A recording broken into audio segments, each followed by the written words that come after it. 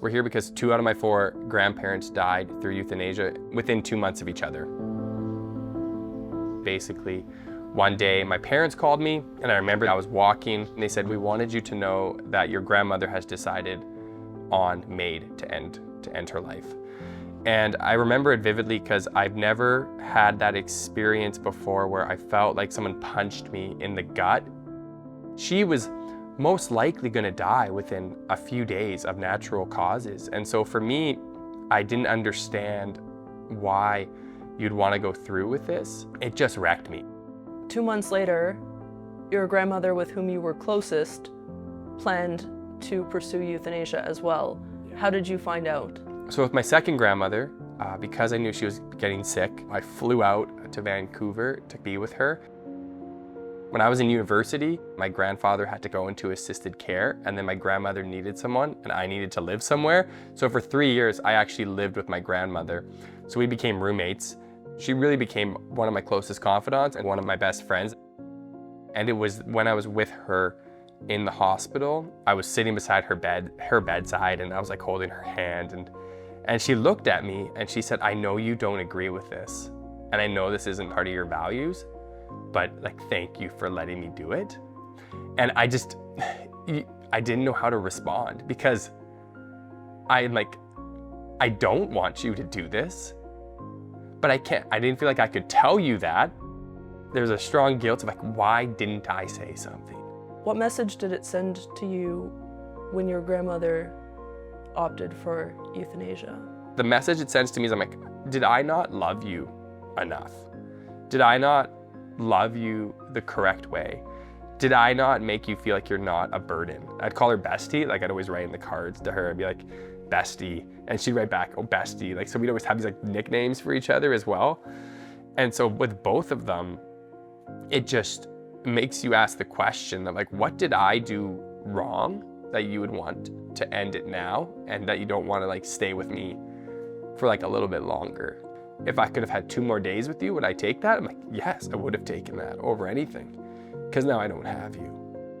It's like, I'm wondering, what could I have said? What could I have done to make you feel like a day, 2 days, 3 days is worth it? Even if you can't talk, like even if your eyes are closed, even if I just get to like hold your hand, kiss your forehead, stroke your hair, be in your presence, remember your life, remember our memories with you in the room, I think it's worth it.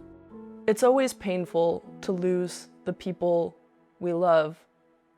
What difference does it make to lose someone through medical assistance in dying? It's the choice of MAID that hurts. With my grandfathers, I couldn't have done anything about them passing. That was just the natural time for them to go.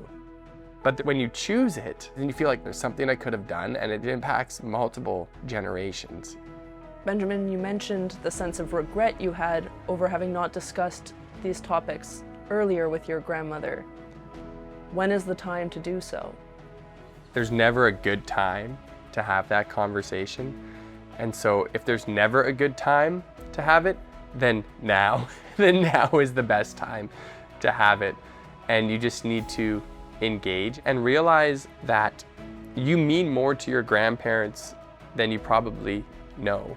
They've been with you since birth. They held you as a baby. Your opinion of what they decide, with their choices, there's validity to that. I think as a grandchild, sometimes we don't feel the validity that we can tell our grandparents how we feel about the decisions because of that generational gap that is in there.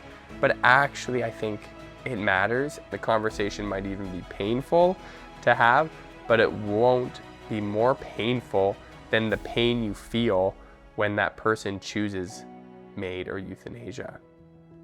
When a grandchild finds out that his or her grandmother is thinking of euthanasia, what can they do? How loving is it? You see it in movies where it's like, I just want to spend my whole life with you. Every breath, every moment, all these things. And everyone's like, oh, like I just want to be there with you. And there's something about that.